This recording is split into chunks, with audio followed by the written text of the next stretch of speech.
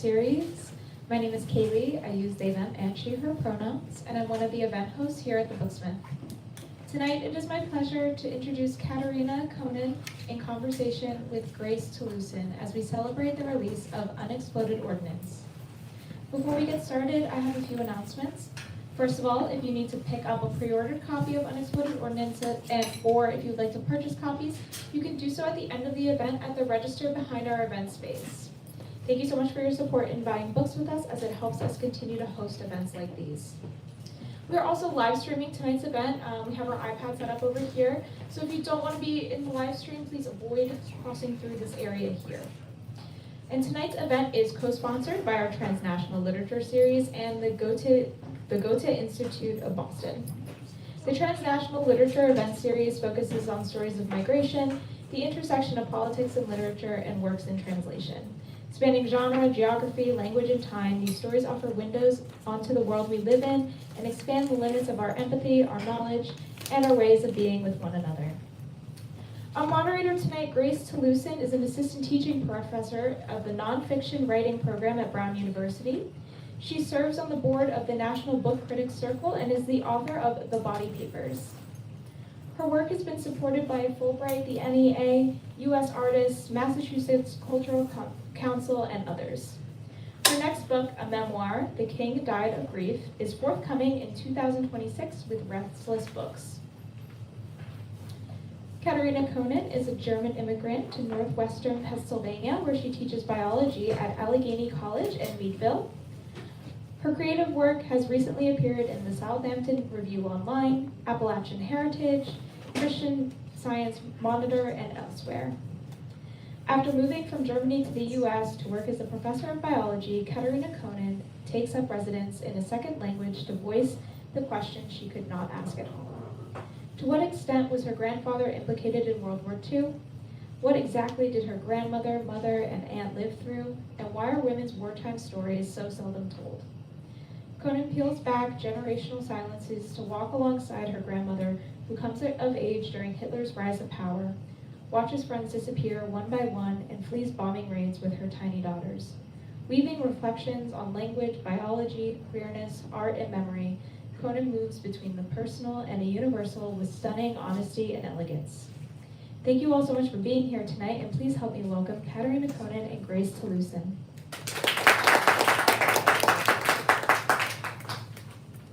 Congratulations, Catharina. I think we'll hear you read for a few minutes first if you want to take the podium. So as Catharina's getting set up, I want to say that I was one of the judges for this book and for this prize. I had won the Restless Books Prize for New Immigrant Writing myself back in 2017 or so, and then when I had the opportunity to be a judge, it was such an amazing experience to come across your manuscript, and it's, what an amazing thing to see this here now. So congratulations. What would you like me to read? Why don't you read from the first Women Write?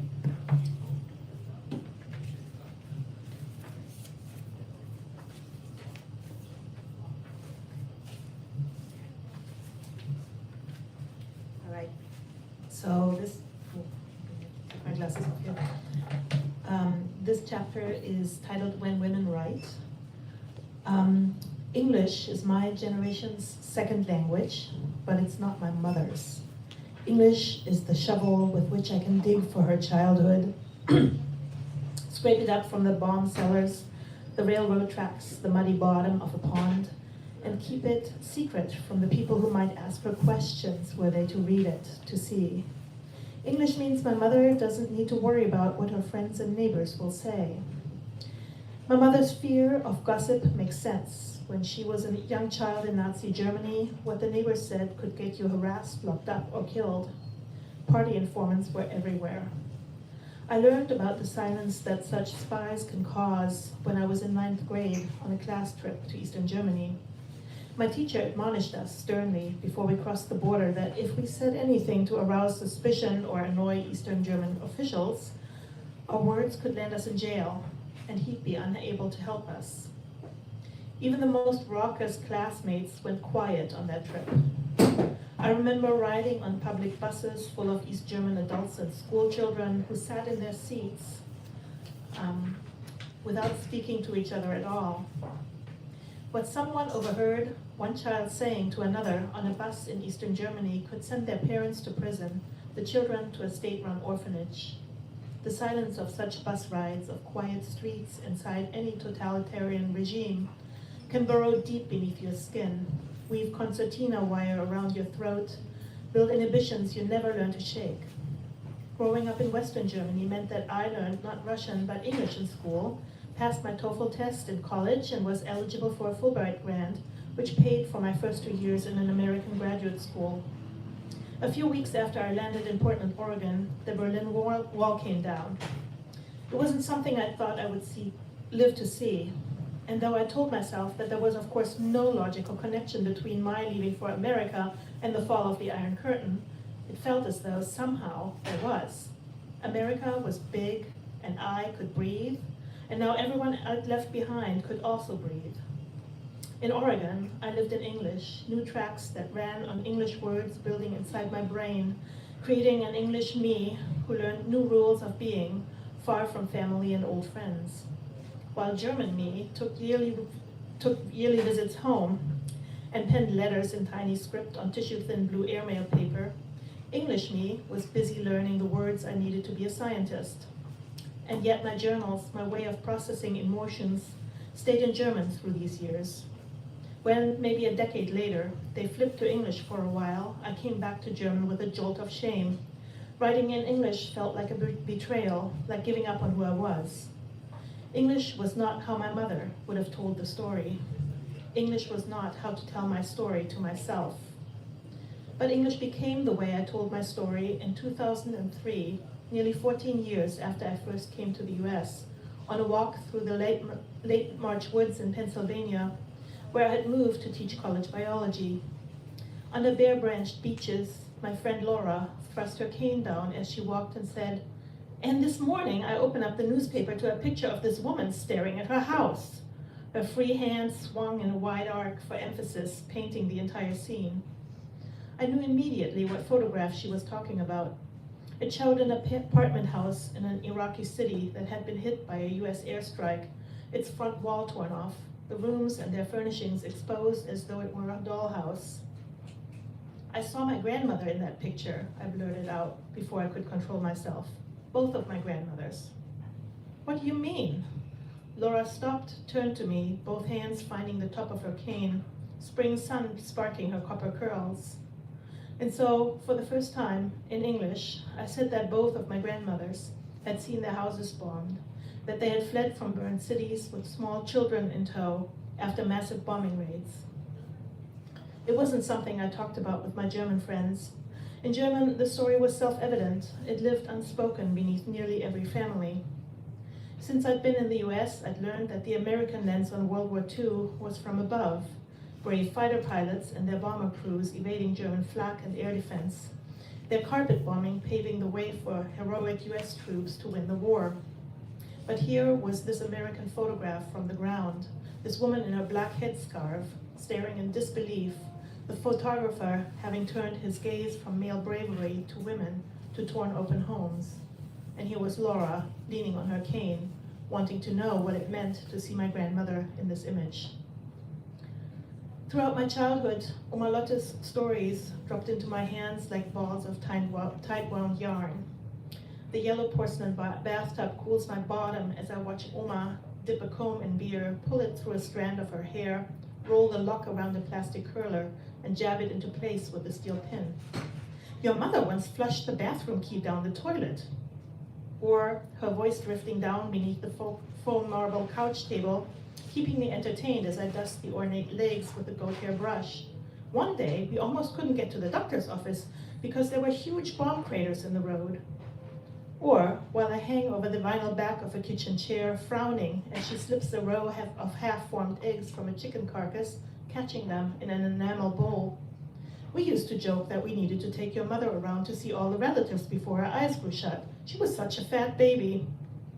Or more than a decade later, after I tell her about a friend's bed rest during her pregnancy, The doctor told me I should go to the hospital immediately, but I said to him, I've known this child is dead for weeks. Another few days won't make a difference.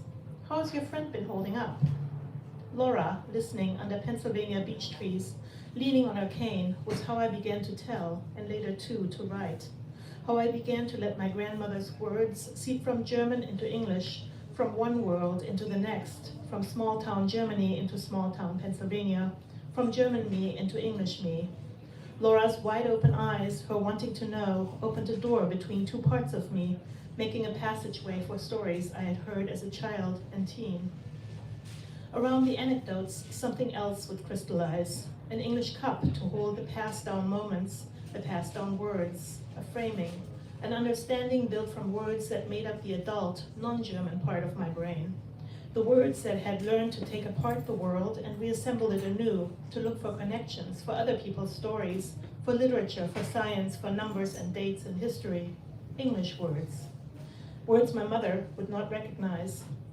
Words in which to catch and serve my mother's childhood to the world. For years, I looked for English words as though they were loose keys inside my purse, the tools I needed to unlock the spasm of cricopharyngeal muscles in my throat that blocked feeling from rising into speech. Eventually, digging and digging through the frayed lining, the silences between generations, English flipped the whole thing inside out, to find that what I needed was never the key, but instead one of my mother's bobby pins from a beehive hairdo 50-something years ago, my grandmother's U-pin, escaped from a plastic curler, my great-grandmother's hat pin, its decorative peacock feather miraculously still intact. The English words to hold my mother's and my grandmother's stories never come without hesitation. Laura's parents fell in love on a US Navy ship traveling from Africa to Italy at the end of the war. Her mother was a nurse, her father a supplies officer. Writing in English means to write for children and grandchildren of men and women who helped to defeat the army in which both my grandfathers served. It means writing to the liberators of the concentration camps. How can I ask my American friends, much less total strangers, to open up space in their hearts for a woman fleeing burnt-out Essen with two tiny girls in tow, when in that same city Jewish people were arrested and killed, and American POWs were worked to death in weapons factories? How can I expect anyone to feel for the children and young mothers in a country that carried out genocide on a previously unimaginable scale and began the most violent and deadly war in human history? The answer, each time the question rises, is that I can't. Except here is Laura, wide-eyed, and Laura wants to know about my grandmother staring at her ripped-open house.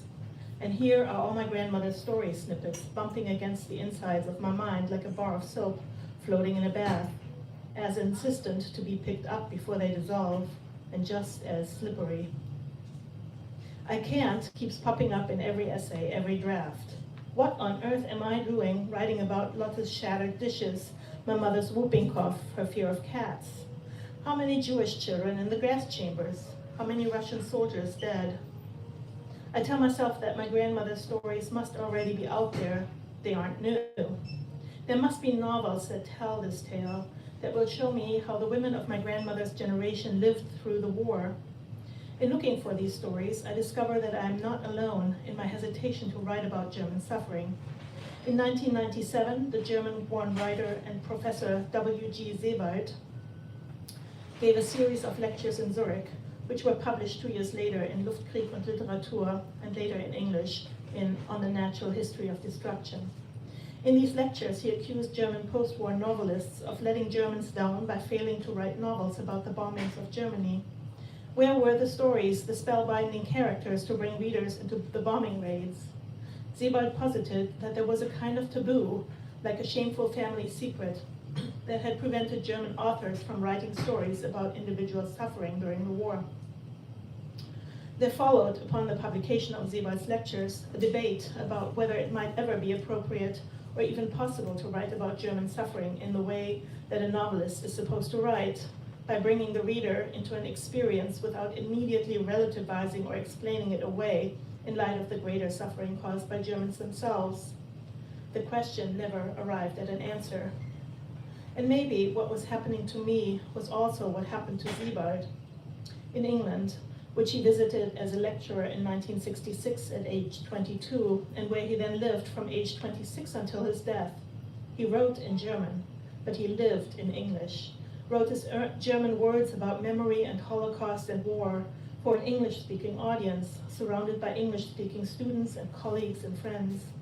His novels were largely unknown in Germany, but English readers bought and loved his translated books, and finally brought him recognition, even fame.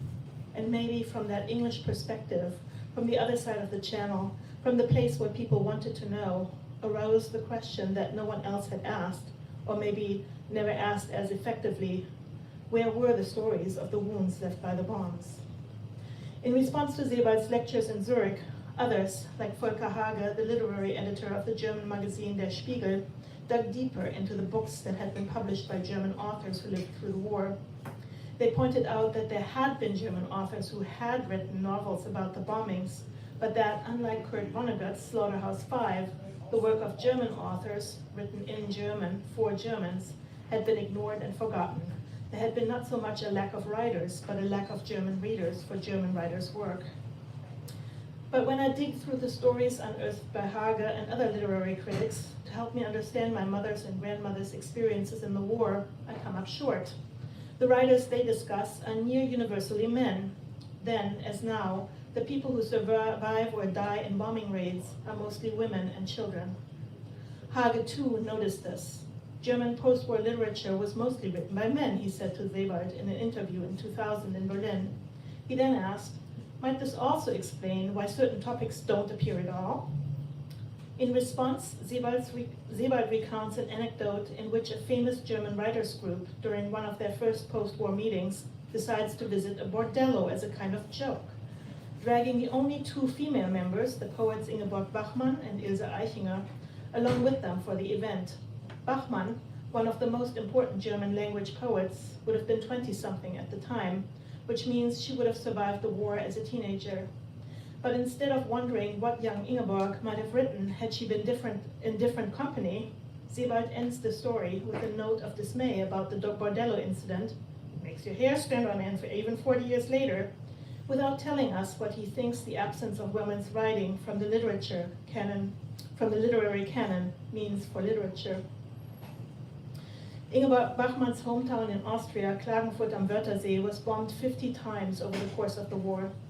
She would have been 18 during the first major attack on January 16, 1944, when three waves of US planes dropped about 1,200 high explosive bombs on the city, causing 234 deaths and critically wounding 73 people. Out of a population of maybe 100,000, 1,800 were suddenly without a home. By the end of the war, over 60% of living spaces in the city were destroyed.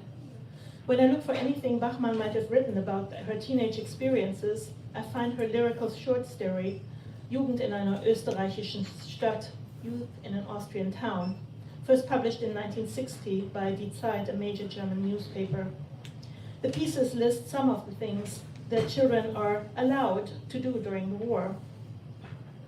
During alarms, they are allowed to leave their exercise books and go to the bunker. Later, they are allowed to save candy for the wounded, or to knit socks or weave fiber baskets for the soldiers, for those of the earth, those in the air, and those in the water, and to commemorate them in an essay under the earth and on the ground. And even later, they are permitted to dig trenches between the cemetery and the airfield, which is already bestowing honors upon the cemetery. They're allowed to forget their Latin and to learn to distinguish the motor sounds to calculate the area that a low-level attack fighter plane can cover with bullets.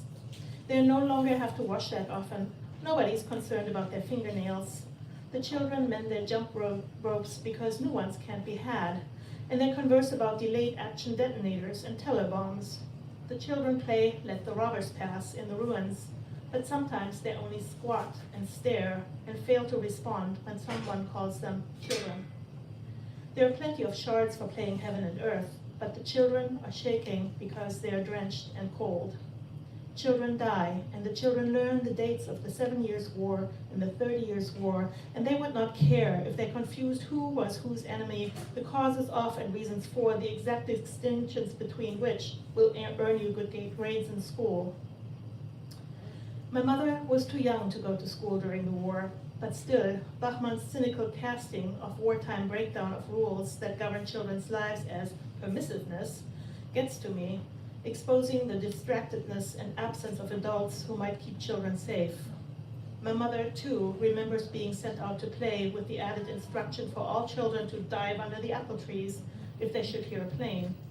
She, too, at 4 or 5 years old, was expected to perform the split-second calculus that let her identify a strafer from the pitch and rate of change in engine sounds. Where was teenage Ingeborg during the attacks on Klagenfurt? What did she see, hear, fear? Which children died? Who did she lose? Youth in an Austrian town keeps the experiences of the bombing raids at arm's length. Not only does Bachmann choose a male character through whom to tell the story, but she makes him narrate a collective childhood trauma, not a specific experience. In the fellowship of other German authors, most of them men, there would have been nothing unusual about Bachmann's own youth amid falling bombs, nothing that could be processed within a community of writers who insisted that the only purpose of literature was to counter and reject fascism, not to narrate or integrate or feel through the trauma that any Germans might have endured. Writing in German for Germans meant that Bachmann lacked a sympathetic or even curious audience with whom to process her own childhood experience. Adult Ingeborg's life remained restless and chaotic as she careened from one country and love affair to the next. 13 years after publishing Youth in an Austrian Town, she died from injuries sustained in a fire caused by a cigarette. A friend visiting her shortly before this accident discovered that her entire body was covered in scars from cigarette burns. Burns Bachmann failed to notice because her long-term habit of barbiturate use had rendered her insensitive to pain. Doctors attempting to treat her for injuries from the fire failed to understand her convulsions as symptoms of barbiturate withdrawal. Bachmann likely died as a result. How might her life been different if English had not just been something she stumbled through the one summer she happened to come to America, but a place of refuge, of friendship, of open ears and hearts?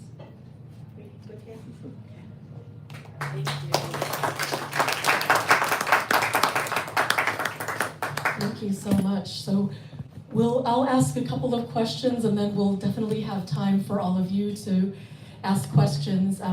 Thank you for that beautiful, powerful reading, and I'm so glad that you read that chapter because it brings up or that essay, because it brings up so many of the major themes and concerns of your book.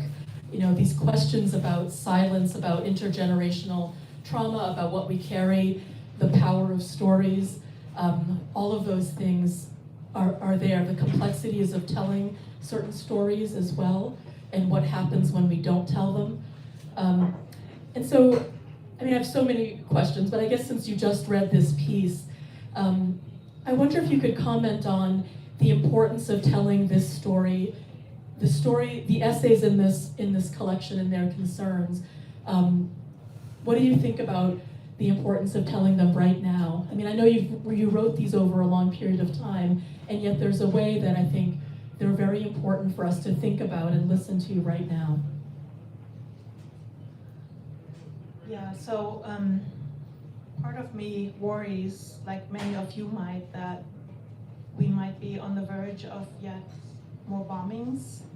And of course, all of you know that some of this has been going on all of this time, right? So there's the war in Ukraine, there is of course Gaza, and really the wars have never quite stopped. From an American perspective, they've just always been elsewhere, right? And so what I felt was important to do was giving Americans an idea of what it might be like to live through the bombings, just because there haven't been any on US soils, right? So nobody here has sat in the basements and prayed that the ceiling holds.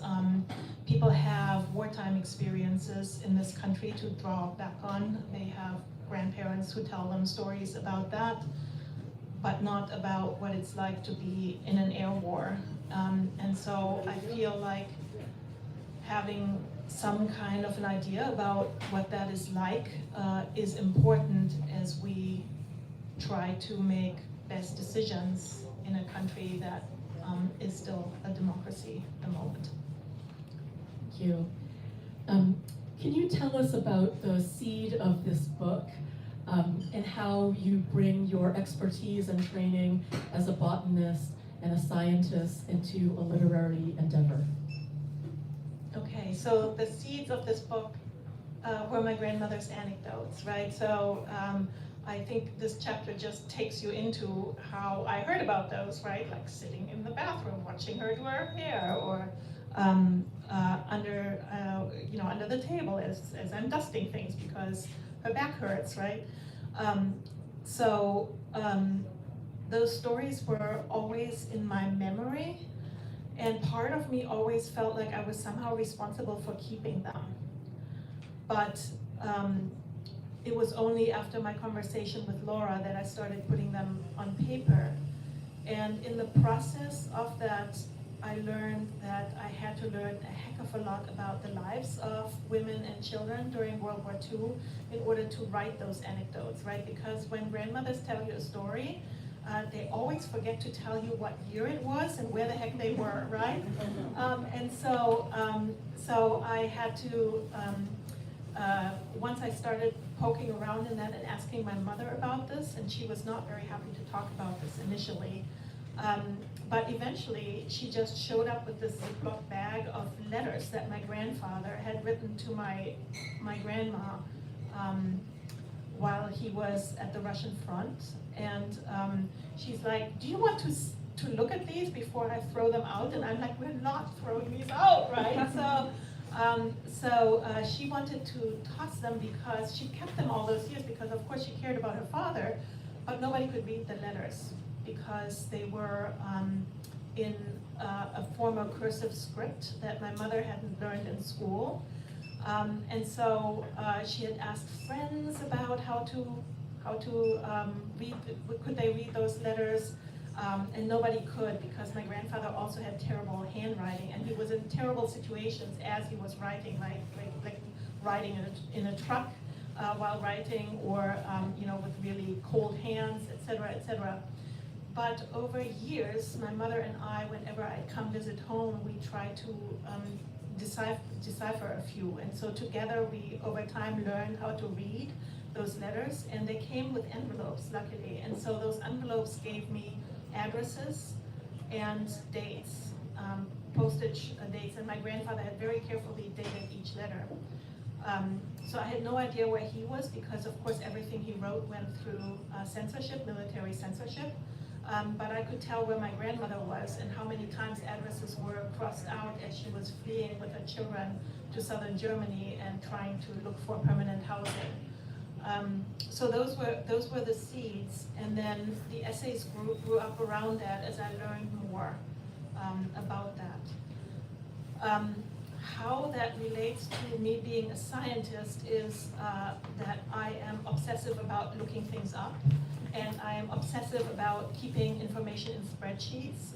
So whenever I'm trying to solve a problem, the first thing I do is I open up Excel and I create some kind of a table, and somehow that's supposed to fix the problem, right? So those things were helpful. I initially started writing after I took a creative nonfiction class at the college where I teach, and I did that because I thought it would be good for my undergraduate students to learn a little bit about writing to get better relationships with plants, because a lot of my students were not very interested in plants. But there's some studies that show that if you write about your childhood experiences with plants, that helps you then focus on what the heck I'm telling you about photosynthesis, right? So that was the plan. So I took the class and I tried my best to write essays about plants. But then every essay turned into a war story that my grandmother had told me. And so So my instructor said, this is an interesting essay, but I don't know what the plant stuff is doing in here. And you should try to write the other things. You're gonna just have to let yourself write that. Don't force yourself to write about plants. And so I took his advice, and then over the years, the essays grew from that. I love that. I mean, this is what I tell my students, like you can have a plan for what you want to write, or even what you want to do, or what you think you're doing. And then there's just like, what is actually on the page? Like, what did you actually do? Because that is another kind of information and feedback, you know, like, I like that your teacher said, like, don't force it. You're actually really writing this other story, but maybe you needed to tell yourself that I'm just gonna write about plants. And then that's how you can get us to this, you know, very difficult material. I mean, there's generations of silence for a reason. And so you're breaking that. That's a very hard thing to do, is to break the silence. And I also really think it's terrific that you included your mother in the, and she was willing to be part of the process and help decipher these letters. You know, whether someone like publishes a book or not, I think that there's so much transformative work that can happen just in research and in writing. Like that alone, I think there's lots and lots of benefits. And like that time with your mother and her father's letters, there's huge benefits there to me. And so, what is the timeline here? Like you took the class, you started getting some essays published, and then tell me about your, you know, why did you submit to the Restless Books Prize? Everybody probably has their story. I have one. But Yeah, so my story was that I saw so I had thought about publishing, so I gathered up a manuscript and I had started querying agents, which everybody knows is a very frustrating process. And I had read somewhere, this is me researching things, looking things up, I read somewhere you need to query at least 100 agents to make sure that, because they accept less than 1% of what they get, right? And so unless you're querying at least 100, you don't know if you can get an agent with your story. What I learned in the process is that that agents are very unhappy to have an essay collection as your first book, because essay collections are not going to make huge amounts of money, right? And the agents have to live on something. So they represent essay collections as a favor to authors whom they already represent, right? And so that didn't pan out, and so I was like, okay, it's small presses and university presses next. And so I kept my eye on Twitter, and out came this announcement by Restless Books that they were looking for manuscripts by immigrants. And so I sent that off to a friend of mine who was working on her memoir, and I'm like, you really need to submit your memoir here. And she texted me back and said, I'm not ready, but you should submit yours. And I'm like, this is not a press who's looking for, you know, memoirs from middle-aged European ladies who are writing about, you know, about things in Europe. And she's like, send the thing in, and so I did. And then they took it, which really was made me feel very, very fortunate. So. yeah, and from my end of things with the committee and the other people who are making the decision, I mean, it's like, it really was about the book, like the stories themselves. Like we never had any kind of conversation about people's identities in that way. It was really just like, what are the stories? What is the voice that's getting our attention the most? What is the most alive? That's really what it was. Yeah, I think my concern was, I feel like I'm a pretty privileged person, right? So being white is a privilege.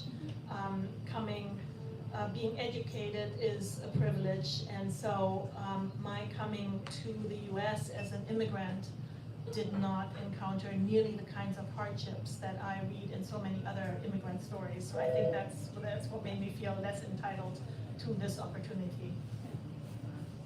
Thank you. So for folks who haven't read the book yet, it's only been out a couple of days. We're lucky that, you know, to have you here in your first week of the book being out. But I've read it, and so there are a few images that occur and recur again and again, and I wanted to bring them up to you just as a way to hear what you have to say about some of these images. I mean, of course, the bombs, the unexploded ordnance, as a way of being a kind of, I think about silence as being one of these bombs. But you also have physical images like trains and plants and the body and DNA and just, I don't know, there's so much in here that even though these are separate essays, like they all come together as a particular like cohesive reading experience that I really appreciated, all the things that you were playing with and exploring. Would you talk about one of these, like say trains? So trains are in there. Trains are in there because I had once I started riding trains by myself in Germany while I was in college. I would go back and forth from home to college, sometimes more than once a week. And I had to ride 3 connecting trains, and whenever I would be changing trains, I would get incredibly tense and often have experiences that in retrospect I would describe as a panic attack. And that made absolutely no sense, right? Like nothing terrible ever happened to me on a train or in a train station, but it just kept on happening. And it wasn't until my mother finally told me about her experiences as a child riding trains throughout the war. So trains play a huge role in any German war story because it was people's means of transportation. And so in here I talk about one experience that my mother remembered when she was, I think, maybe 3 or 4. And they rode, their city had gotten bombed, and so they had to leave in a hurry. My grandmother, 3-year-old child, 4.5-year-old child, 2 suitcases, get on the next train, try to get out of there. And my mother remembers riding in the baggage net above the seats because the trains were so full. And then she remembers changing trains in Stuttgart in southern Germany. She didn't remember the station, but I could reconstruct it afterwards from addresses, etc.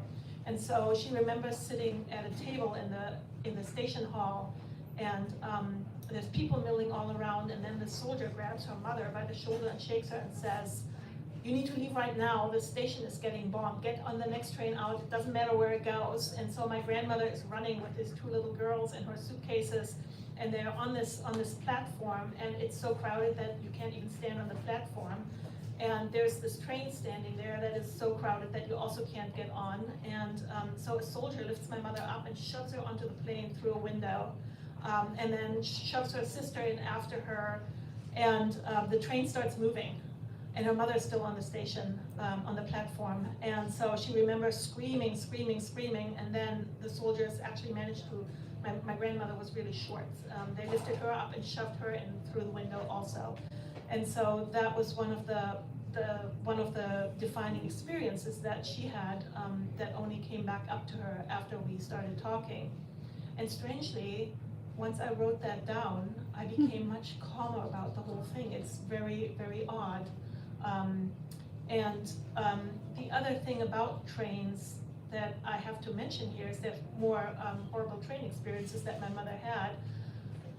But what was also clear to me is that in my mother's experience as a small child, she never realized what happened to other people on trains in Germany at the time, because they were, of course, also the means by which Jewish people were transported to the concentration camps under horrible conditions, right? And so, however horrible my family's train rides might have been, there's always greater horror that's lurking in the background. So that's why the trains keep coming up and coming up. And interestingly, as I've been reading, people have been talking to me, Jewish people have been talking to me about younger people, about their parents not being able to go near train tracks. And so that's something that many people carry. Thank you. So we'll take questions in just a couple of minutes, but I thought as a way to end this segment that you could read one of the definitions in the interstitial parts. So this book is really innovative in that there's sections of like a German glossary in between some of the essays, which I think is fascinating. So I thought maybe you could read two of them, Schreiben and Schweigen, and then we'll take questions.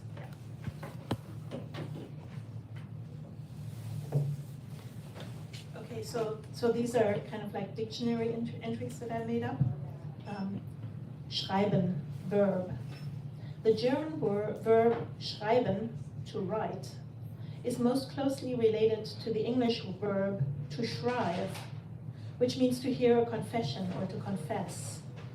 The English verb to write, in turn, is derived from the Proto-Germanic ritan, which means to tear or to scratch, likely a reference to sign making before ink, to carve directions into bark or stone or skin. Schreiben in German means to bare your soul.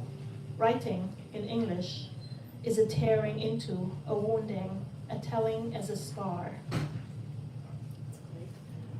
And oh yeah, Schweigen. That's right after that. Schweigen, verb. Imagine if silence were something you did instead of something you heard or didn't hear. In English, the verb to silence takes a direct object, someone or something, to be shut up. In German, to silence is intransitive, something you do, but not something that you can do to someone. Der Wald steht schwarz und schweiget goes a still popular German song written by Matthias Claudius in 1779 about the risen moon. The woods stand black and silent. Except that these woods in German do not stand silent, they stand and silent as in an action, and what they do as they stand is to emit no sound, convey no message. They fail to chatter or to sing. Their Schweigen is not a refusal, it is an act.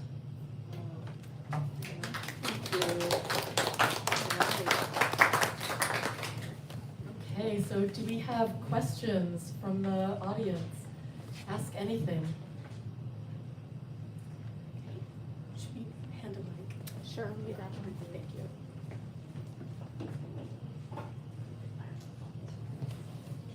I might not need a mic. I just wanted to ask, how did you come up with the Unexploded Ordinance? How did you come up with the Unexploded Ordinance? Did you do it, or was it an editor? That was definitely me. So I came up with that. I had the German title first. So the German word for Unexploded Ordinance is Blindgänger, which literally means something like blind walker. And to me, the metaphor of that felt so incredibly catching because it felt to me like people after the war were sort of walking around in a fog and had kind of lost connection with who they were before the war, with their history, with their being. And so then once I started thinking about that and started reading about the bombs that are still in the soil in Germany, I realized that there was a metaphorical connection here because there are still so many bombs under German cities that could explode at any moment, that it would take, at the current rate of removal of these bombs, it would take 200 years to get them all out. And so I felt like these bombs that could blow up at any moment are kind of like the buried traumatic events that we haven't talked about and diffused that can blow up in our faces by people carrying fears and actions that seem irrational from the current standpoint that we might trigger unwittingly. So that's how, and then I became completely obsessed with the bombs and started reading more and more about the bomb removal, and some of that is in this book. And I grew to really respect the men who do that work currently. People still die removing these bombs. Thank you. Other questions? This one, hi. There's a mic on my right. So you mentioned in English me and writing in English felt like a betrayal. Will you ever translate your work into German? I would love for a translation of this book in German to appear on the German market. My mother would love to be able to read what I wrote. I'm not going to be the person who can translate that, but I may have to work close, like if we can find a German publisher who's interested in it, I would work very closely with the translator because the book couldn't be the same in English and in German. That's not uncommon to happen, so it would be a slightly different book, but I would love to work on that project if I get the chance. Other comments or questions? Thank you.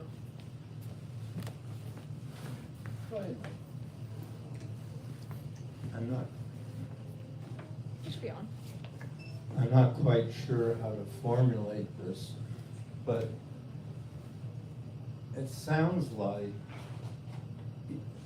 you process or digest these experiences or these accounts through language in writing about it. And I'm wondering about, it sounds like you've got almost like two digestive systems, an English one and a German one. And the languages allow you to process in somewhat different ways and highlight things somewhat differently. And I'm wondering about how that process was for you.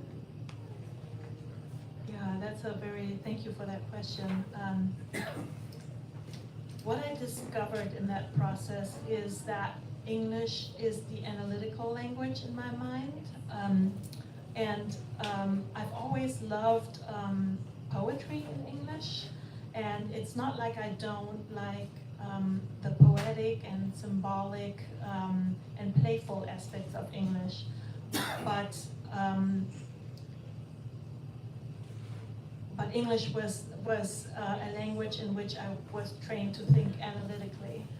And German is a language in which my mother said not to talk about things, not to be too loud, not to be too visible, not to be... and so I feel like fortunate because most writers have some kind of an inner critic in their mind. And very often it's their mother. And so English was kind of like the secret diary that my mom didn't have a key to. And so I had way more freedom in English than I could have had in German. And the other thing, of course, that English did for me was it gave me an audience of people who needed to have things explained that were self-evident in German.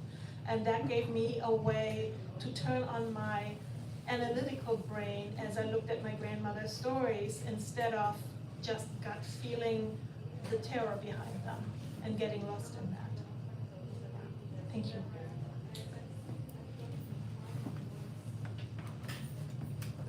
Thank you for the book and writing it.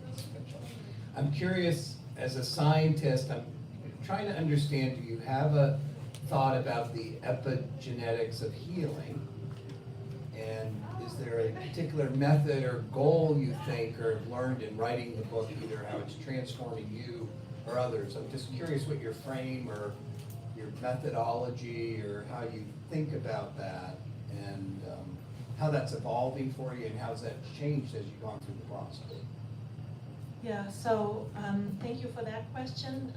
So the first essay in the book touches on epigenetics and the newer stuff that we have learned mostly from mice about how traumatic memories can be encoded in DNA, so they can be physical in our bodies. And it's not just from being around a person who has experienced trauma that we absorb that, but it can literally be be how our DNA is modified.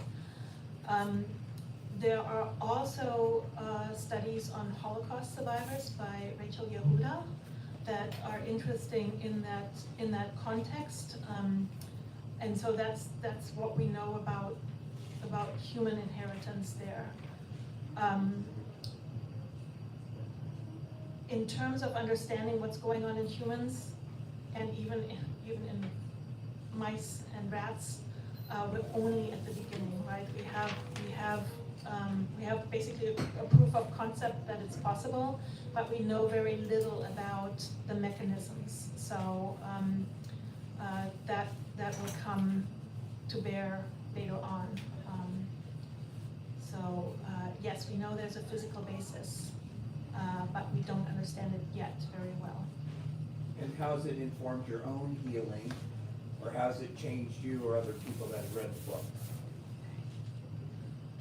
If you know. Yes, Yeah. so for me,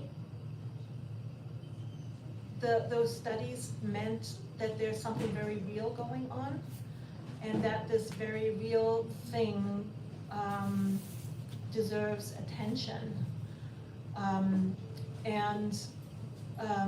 So it was almost like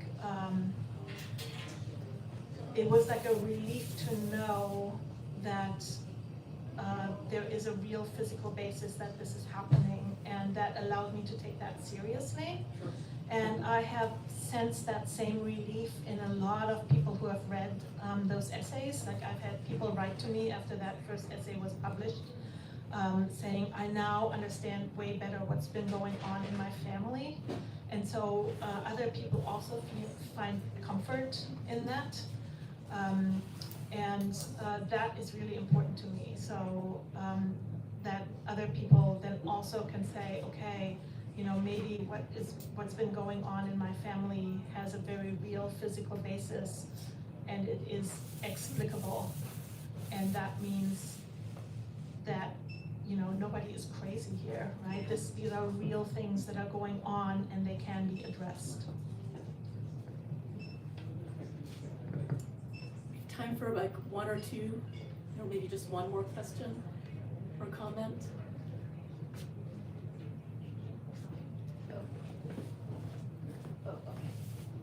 All right, so I'll sort of piggyback on that question. It's really more of a comment, because I'm so stunned by this line in the chapter in the essay that you read to us. Your grandmother is talking about, the doctor told me I should go to the hospital immediately, but I said to him, I've known this child is dead for weeks, another few days won't make a difference. Is this a trauma response for her? I mean, this was her experience, and it seems like there was quite a lot of emotional deadening for her that was necessary in that experience. Yeah, that story makes a brief appearance in one of the essays later in the book. So my grandmother swore up and down that this baby died in her womb as my grandfather came running home from military training, saying he was being shipped out to Russia. And so he had just minutes to say goodbye. And she remembers blacking out and holding on to the door frame. And then the baby never moved again. And so, yes, that was definitely a traumatic experience.